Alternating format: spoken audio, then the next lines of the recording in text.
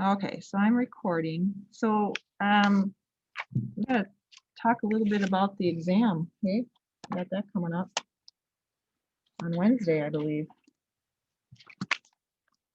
What happened with that? I don't know either. So I don't have my syllabus here either.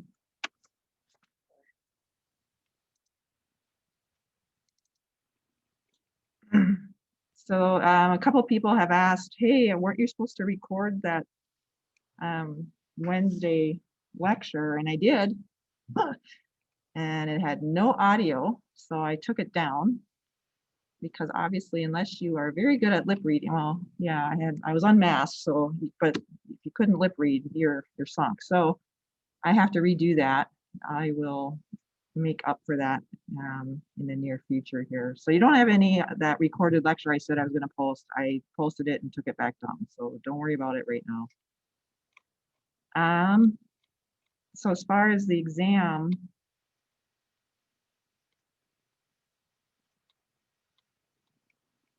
we're looking at working our way forward to habitats, right? So we finished off with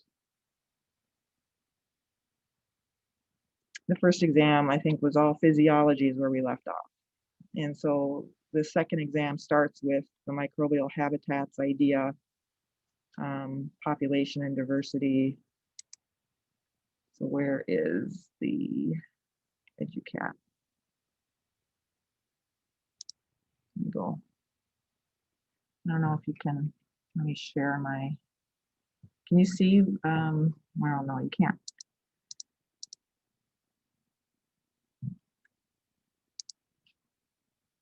All right. So do you see the EduCat page? Those of you who are zooming in, do you see that? You can? No. All right. I'm going to stop share and reshare so you can see what I'm looking at. Okay, so I'm looking at the EduCat page now with the PowerPoint study guides. So the microbial habitats and population ecology is where the material starts. Sampling, part 1 and part 2. And then the biogeochemistry.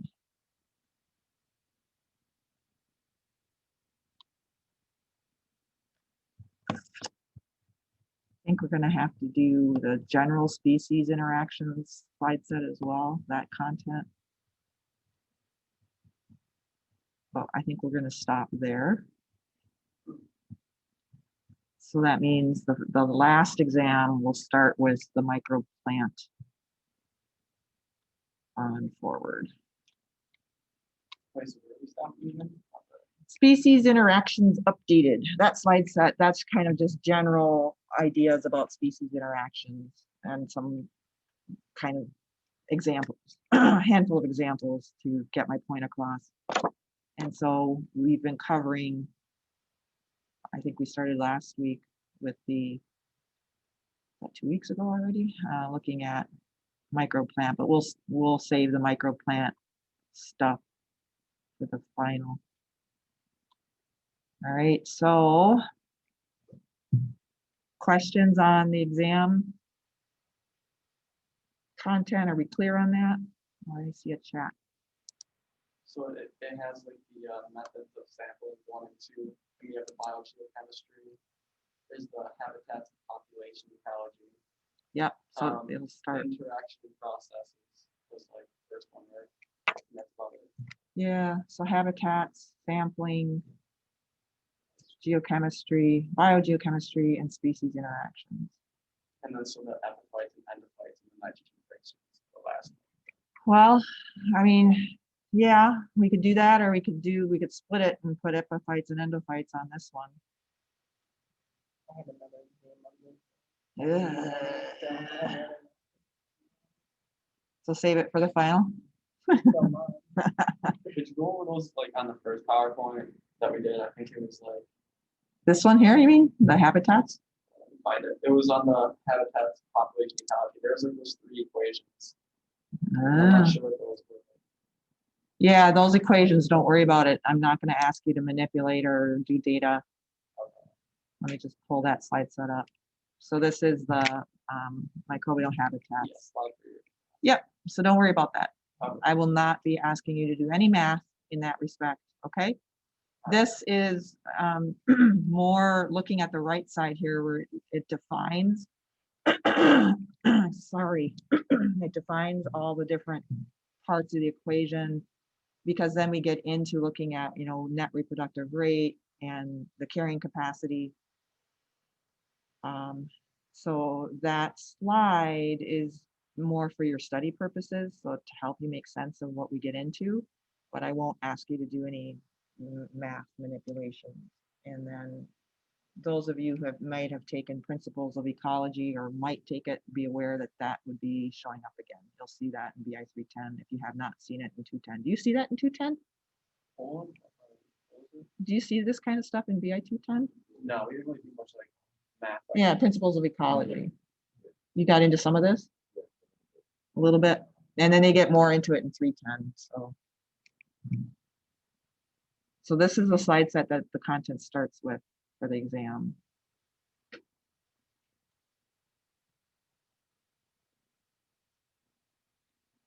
The readings, there was a question about the readings as well. So let's double check that. Readings. The fundamentals of microbial population ecology is for study purposes. So that's a chapter from, and you'll see some of the slides. I took images from that chapter and put them into my slide set.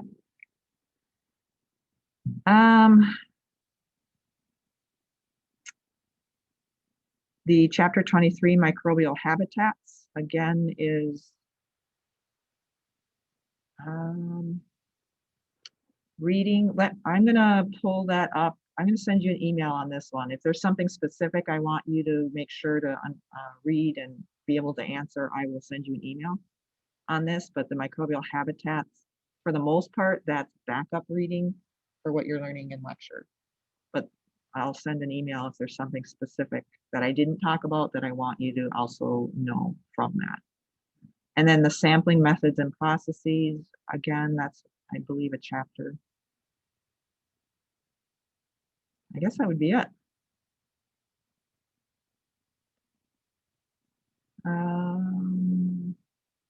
Oh yeah, fertilizer regime. That one I did want you to. So what did I talk? Fundamentals. Did I mention that one? I'm sorry. Fundamentals of microbial population ecology. This fertilizer regime is a paper. I would like you to read that because it does get into the ideas of microbial population ecology, but I want you to get the big picture idea. Don't get lost in the details in this journal reading. Look at, in general, what did they do? What were their general methods and what were they looking at? So don't get lost in the details on that. Chapter 23 is backup, but let me double check that. I think there might be one section in there I want you to be comfortable with that I did not talk about, but let me double check that. And then the sampling methods and processes. Okay. Other questions on the exam content?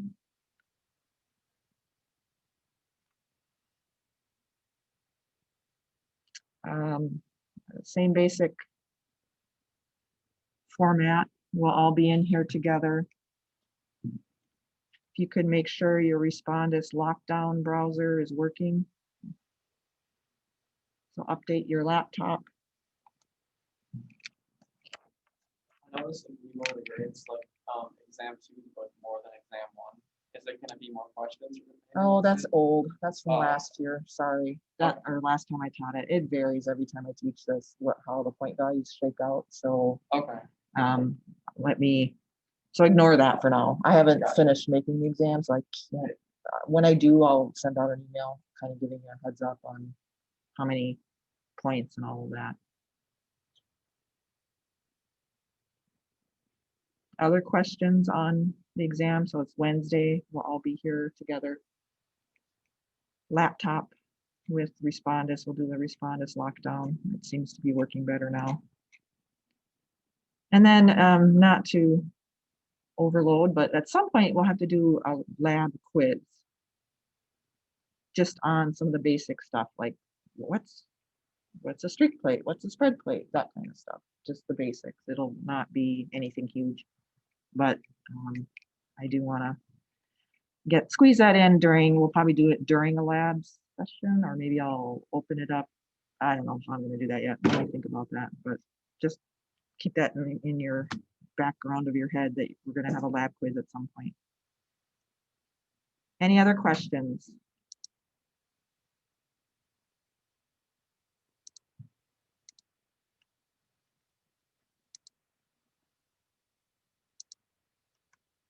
All right, I'm going to stop share.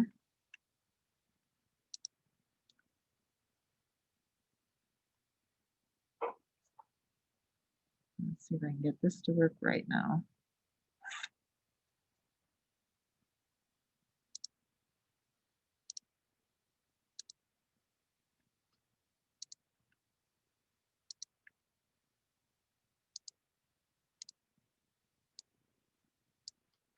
So Zoom people seeing one big screen?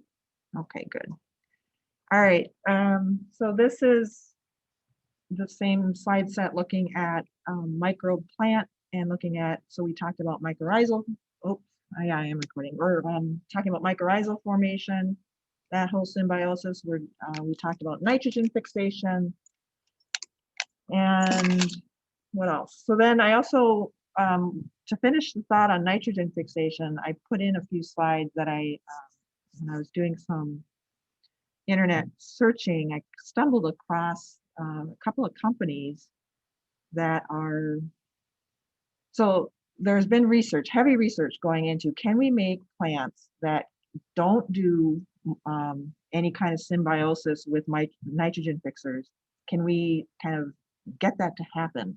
And so there's been a lot of research looking at, can we find the right combination of nitrogen fixing bacteria that we could get to partner up with plants that currently aren't doing that, with the idea that that would be great for crop production to not have to always supply nitrogen fertilization if you can have the microbes kind of doing that for the plant. So there's that kind of research going on. Well, then I stumbled on this, which is not quite the same thing, but what they're doing is trying to get this interaction where you have more nitrogen fixing microbes in the root area. Not necessarily that they'll do the full symbiotic association, but that they will somehow associate either in the root zone or on the root and do nitrogen fixation. And so here's this one company. This is an article showing that Pivot Bio is the name of the company. So Pivot Bio is the first company to offer U.S. corn farmers a new probiotic for plants as a replacement for expensive fertilizer. And so they were working with corn because corn has a heavy nitrogen demand. When you grow corn, you really have to apply a lot of nitrogen. And if you don't know what you're doing, that can cause some problems with too much nitrogen being put into the soil and then getting down into the water table and causing pollution effects downstream. So what they're doing is they are, it says Pivot Bio, on the other hand, saw a way forward with what nature had already provided. There were bacteria, they knew, that lived on corn roots that had nitrogen fixing genes encoded in their DNA. But because the process is so energy expensive, remember it takes 16 ATP to fix one dinitrogen, those bacteria only flipped those genes on when needed. And because farmers always plant in fertilized fields, those genes have gone dormant. So basically what they're saying is, yeah, there's bacteria in the soil around the corn roots that can fix nitrogen, but because there's so much nitrogen that's flooded into the soil by the farmers, these bacteria have kind of shut that all down. They turn those genes off because it's too expensive energetically for ATP expense to do this. And so I put this table, that you saw this already in a previous slide, just to, get you to think about, there are free living nitrogen fixers in the soil. Pretty much any soil you look at, they'll be there. It's just now in a field situation with corn production, they're saying, let's wake these up so that they're turning these genes on and getting them to fix nitrogen right by the corn roots. And then, of course, the corn would have access to that fixed nitrogen. And so this company was trying to do that. And so they went into, again, looking at the microbes that are associating with the corn. And these are just the microbes that are in the soil or on the root that they were trying to play around with. And so it took them quite a long time. Here's their schematic of, well, it's not just their business. They're kind of looking at the whole history of this idea. But here, trying to find nitrogen fixing bacteria. So they did a lot of screening from different soil systems. They wanted to find a really good candidate of microbe that could do this. And then they ended up calling it Invita technology and the Azotic technologies. And so long process of research and lots of trial and error and figuring out what would work. You can watch this YouTube video. It's just a short little 3-minute video, or maybe not even that long, that's looking at this idea of when you are going into an agricultural soil system, you're growing crops so intensively in lots of plants in a very small acreage. And so there's a heavy demand on the soil for all these different minerals, including nitrogen. And they are saying that they are having good success with this. So once they got this microbe up and running, they got it to successfully turn its genes on in a predictable manner. Then they started giving this out, kind of doing beta tests with farmers and saying, hey, put this into your field, let's see what we get. And then they collected the data and analyzed it, and they were showing a definite improvement in plant growth and yield. And so now they're marketing it for farmers to purchase and use it. So it's not technically, the bacteria are not forming nodules, they don't have the nodules, and you don't have that intimate of a symbiosis, but you do see an improvement. They're there in the soil, they're there on the root doing nitrogen fixation. So that's been a success story. Then this other company, I guess they're called Sound Agriculture. That's the name of the company. They're also doing something where they are looking at, they say, we study how plants interact with the natural environment. There's a complex system of communication between the plants and the microbes that is vital to a plant's survival. Plants send small molecule signals to microbes, telling them to initiate processes to help plants fight disease, increase nutrient uptake, and thrive when faced with limited water and more. Our discoveries use insights about how these interactions take place, combined with today's computing power and high throughput biology. The resulting products guide plant and microbe conversations to help plants overcome adverse conditions. So they took a very different approach. They didn't hunt for a nitrogen fixing bacteria. Instead, they said, what about a signal? Let's hunt for a signal we could use to mimic a plant signal that would then talk to these nitrogen fixing bacteria and get them to start fixing nitrogen. So a very different approach. I didn't know this was going on. I thought that was really interesting. So here, again, there's a short video that you can watch. I think I have it in the notes section for when you're looking this over. But it mimics natural plant to microbe signals. All right, and so what they do is they just add it into the soil, and it's really easy to add in. It's just part of the irrigation. They can put it into the irrigation machinery and have that sprayed into the soil. And it is, where is it in here? I think it's in the next one. Where is it? I'm looking in my notes there. I'm for the actual chemical name.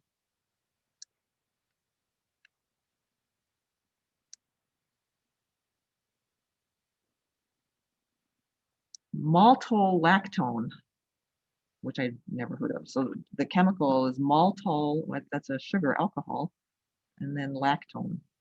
So it's a chemical compound. It's not a microbe that they're adding into the soil. It's a chemical compound that mimics a plant signal to the bacteria. And they're claiming that that chemical activates the microbes, gets them up and running for nitrogen fixation. And so again, anytime a company starts, trying to devise something like this, it's one thing if you can find something that works, but then you got to get it. Is it scalable? Can you do it, thousands of acres use? Can you use it on multiple plants? Is it easy to apply? You have to think about all the practical ideas of if you're trying to come up with a product, you have to meet all these different, and then the return on investment. You have to be careful that it's not too expensive and that you can actually make a profit on it. And so lots of thought goes into this when you work for a company that's trying to design new products like this, whether it be in agriculture or in any discipline, of course. But so very interesting. That was a totally different viewpoint of how to try to get the nitrogen fixers going. So look at those. There's a couple short little video clips when you're studying. It's really quite interesting to see how they're using the technology too. They're getting into synthetic biology and manipulating microbes to get them to do what they want. I went to that plant biology conference a couple summers ago, and they had a huge symposium section with many, many people giving seminars on how they're using synthetic biology. If you can understand what's going on and then try to tweak it using molecular biology techniques. It's kind of fascinating how the progress they're making on that. Okay, so getting at, again, mostly in the soil system, certainly nitrogen fixation is very important, but there's other things going on in the soil system that can benefit plants from the microbial perspective. And so this paper, this is the title of the paper, Plant Microbial Diversity is suggested as the key to future biocontrol and health trends. And so it's been an interesting story how biocontrol, when I was interested in biocontrol as a grad student, it was considered kind of fringe science and nothing to really look at too seriously, because why should we do that? We have all these pesticides and fungicides and we don't need biocontrol. And so it was largely ignored. I got very interested in it because I really was fascinated by the idea of using living organisms to control disease rather than these chemicals that were creating a severe problem in the soil system over time. Then the companies or the government started to outlaw and ban all these pesticides and fungicides. They said, nope, we're finally recognizing this isn't good for the environment, isn't good for people, so we're going to start banning them. And then everyone started scrambling and saying, oh, well, maybe we should look at biocontrol. And so the field of biocontrol has grown immensely because of all the bans on the fungicides and pesticides. And now, of course, the Human Microbiome Project has really allowed for a lot of new thoughts and information that we can then apply toward plant microbiomes. And so here, looking at the different interactions where, of course, we do have plant pathogens, can't ignore them, but looking at the good microbes, just like we have good microbes that hang out in and on us. Dysbiosis, by the way, if you've not seen that term, that just means if you have an imbalance of the microbes in whatever system you're looking at, whether it be the gastrointestinal tract of a human or the soil system or on the roots of plants. And so imbalance can often lead to disease.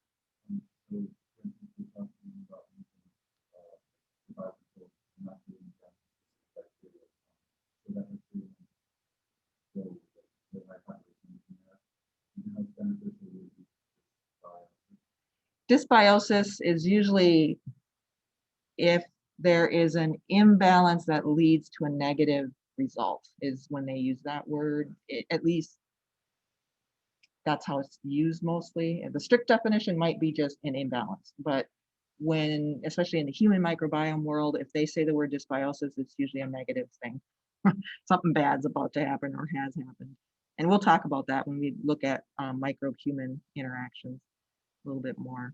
Okay, so looking at, finally, they're saying, we should probably pay attention to the microbes that hang out normally in and on plants. And so, of course, got to throw all these new terms. You've seen some of them, but spermosphere is just looking at the reproductive parts of the plant.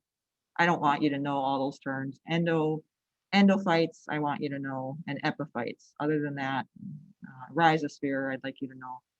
I put this up here not for the jargon, but to just show you that they are, really starting to examine all parts of the plant, not just what's going on in the leaf. They're looking at all parts from above ground to below ground. So this is a very there's a lot of research that needs to get done. It's very complex. But when you look at how microbes are affecting plants, finally this information is starting to trickle out now, that microbes can have a profound influence on what you see happening above ground. And whether it be in an agricultural field or just a natural ecosystem somewhere, microbes are still profoundly important to what is happening with the larger organisms, especially the plants in that area. And so all the way from seed germination. So for example, there's microbes on seeds when you get them, and then the option is, should you, surface sterilize those seeds or just let them go? Some companies will surface sterilize the seeds before shipment, others don't. And then there's the endophytes that are in the seed. You can't get rid of them without killing the seed. And so, yes, there could be pathogens lurking, but in general, there's a whole another field of research looking at seed health. Maybe we shouldn't be surface sterilizing seeds all the time, and that we should really be careful about that, because some of those microbes on the seed might be very beneficial for that plant. And so essentially you're just, nuking all of the beneficials that are on the seed. So there's a lot of research going into that idea as well. They help the seed germinate, they help the plant grow, and then microbes in the soil are helping the plant get access to nutrients. Super, super important. If you grow plants in sterile soil, they do very poorly. In fact, the plants I had growing in sterile soil, I was running a little experiment when I was a postdoc, they died pretty quickly. They just did not handle sterile soil. You need microbes there to release key nutrients to make them more available to the plants, especially phosphorus and iron. And then, of course, the nitrogen fixers are hugely important, as you well know. And so microbes in the soil for plant growth, absolutely so key to having a very healthy plant, one that can thrive, one that can defend itself. And so plants do recruit microbes to defend themselves. They recruit a little army of microbes. Bacteria and fungi can be used by plants. So plants aren't just sitting there doing nothing. They're very active in recruiting certain types of microbes to their roots so that they can use them for different purposes, and, well, kind of a team effect, because the microbes do get nutrients from the plant one way or the other. Many, many studies published that microbes are helping the plant deal with abiotic stress, whether it be to high heat, drought, heavy metals in the soil, for example. Lots and lots of study going into abiotic stress. And then, of course, with the plant pathogens, that's biotic stress. And then really cool research now looking at the idea of microbes, whether they be on the plant or in the plant or in the soil system right by the plant, their ability to influence what the plant is doing in terms of its secondary metabolite production. So those of you who might be in the medicinal plant chemistry program, this is something to really keep in your head, that yes, plants make all kinds of interesting secondary metabolites, absolutely, and they're masters at it. However, the microbes can absolutely influence what the plant is doing. And so this is something that I think has very little attention in the whole idea of medicinal plant, and that if you have this knowledge, it could, I think, could really help with the idea of if you're going for a certain secondary metabolite that the plant is producing, using microbes to enhance that, for example. Or maybe you could find a microbe that does that same secondary metabolite, you isolate it from the plant. Oh my gosh, if you just grow up the plant, you could get lots of that secondary metabolite. You could get rich off that if you did it right. And so it's much easier to grow microbes and get them to high population levels in a very small space. You can do it in the lab. And if you can find, hey, this microbe I got from this plant and it's making this secondary metabolite just like the plant, and that's what I want, use the microbe to do that. And so, I can have very practical applications to what you might end up doing for your job.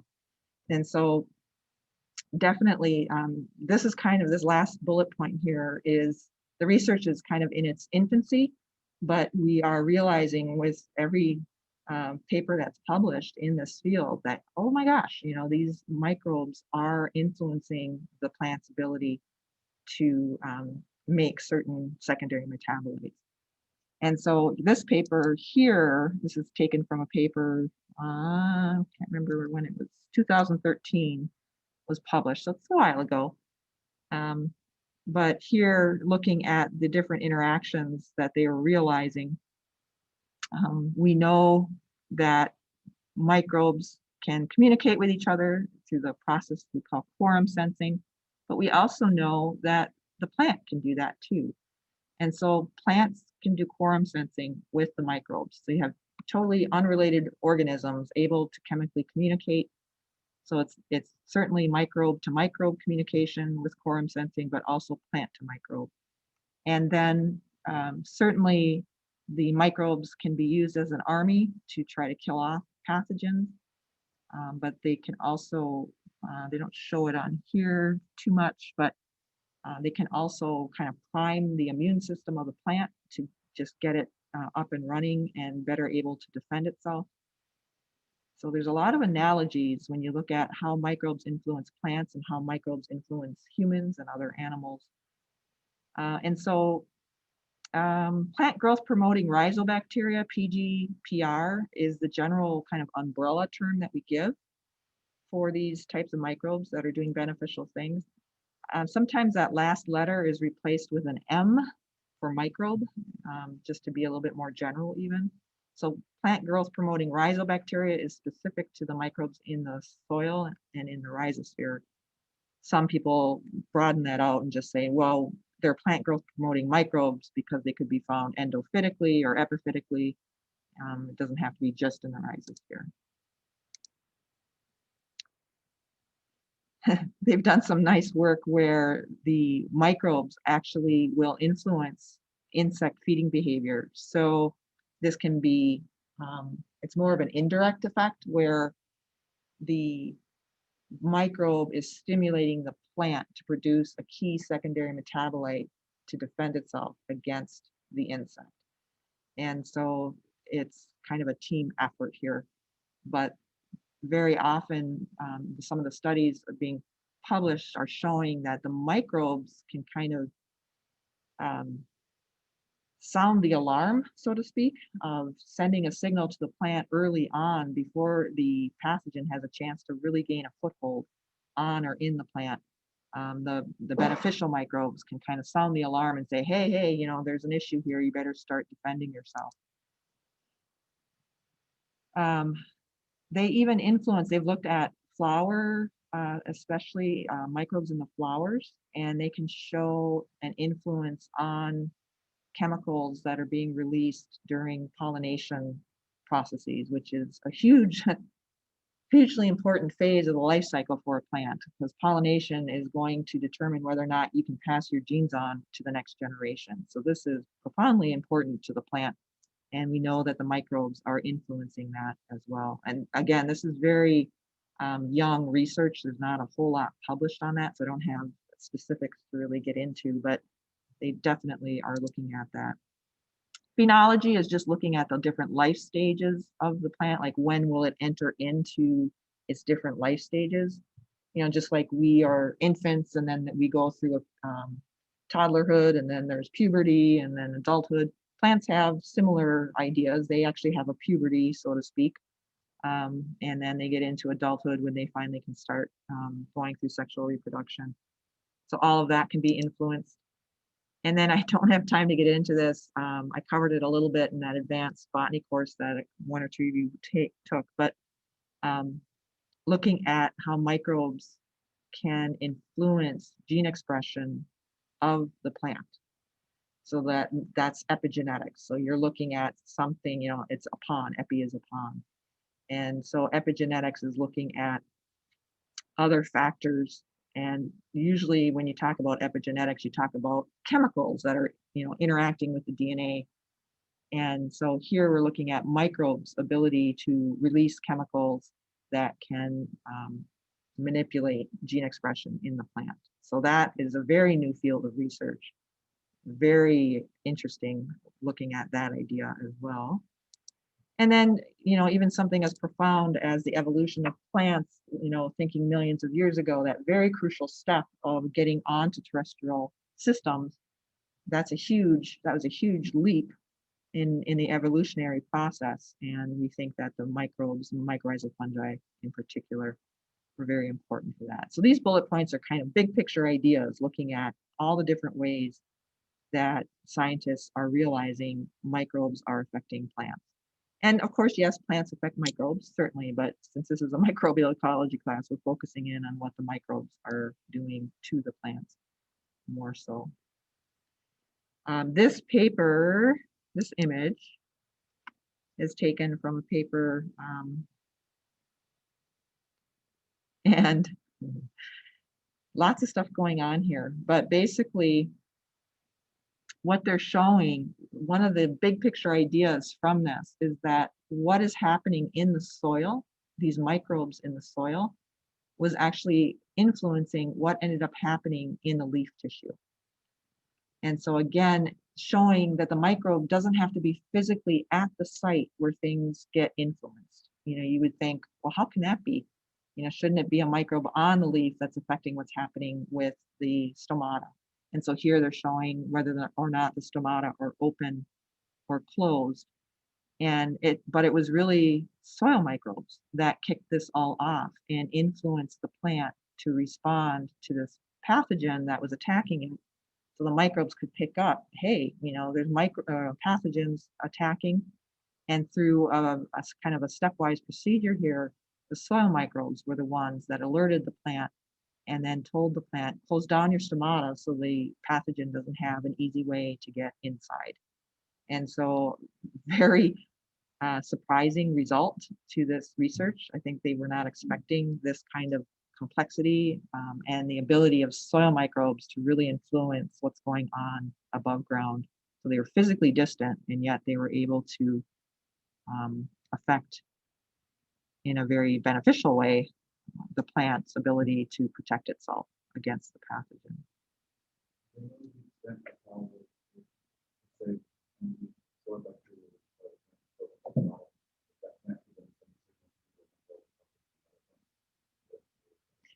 Yes, and so the question is, if the bacteria tell the plant, hey, close down your stomata, could that signal also get sent to a nearby plant through mycorrhizal networks? Yes, and whether this particular group of scientists did not look at that, unfortunately. That would have been an awesome, I'm hoping they follow up with that idea, because that would be great if they could show it's not just happening with this plant. That signal can then get sent out and delivered to other plants nearby. Because we already know that plants can send signals, either volatile signals to nearby plants or through underground connections. That's getting to be much more well established. Although when that was first published, everyone said it was total bunk. There's no way that was happening. But